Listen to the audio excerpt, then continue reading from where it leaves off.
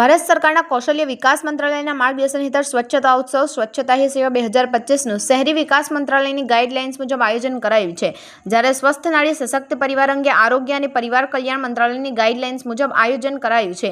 આજના આ કાર્યક્રમમાં સ્વાગત કરતા જેએસએસ ભરૂચના નિયામક શ્રી જૈનુલ સૈયદ દ્વારા બંને કાર્યક્રમો માટે માહિતી પૂરી પાડી હતી અને આ પખવાડિયા દરમિયાન યોજાનાર કાર્યક્રમોની સફળતા માટે સહયોગી સંસ્થાઓ તથા તાલીમાર્થી ભાઈ બહેનોનું આહ્વાન કર્યું હતું।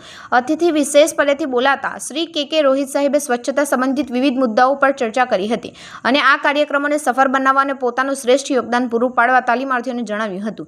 જ્યારે માજી પ્રમુખ શ્રીમતી ઇન્દિરાબેન રાસ દ્વારા બહેનોને પોતાના સ્વાસ્થ્ય અને પોષણ ઉપર ધ્યાન કેન્દ્રિત કરી પોતાની જીવનશૈલી તે મુજબ બનાવવા જણાવ્યું હતું।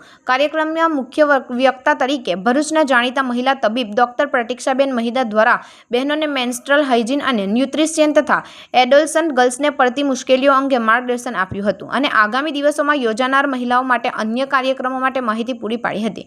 કાર્યક્રમના અંતે શ્રીમતી કૃષ્ણાબેન કોઠાલિયાએ સૌનો આભાર વ્યક્ત કર્યો હતો।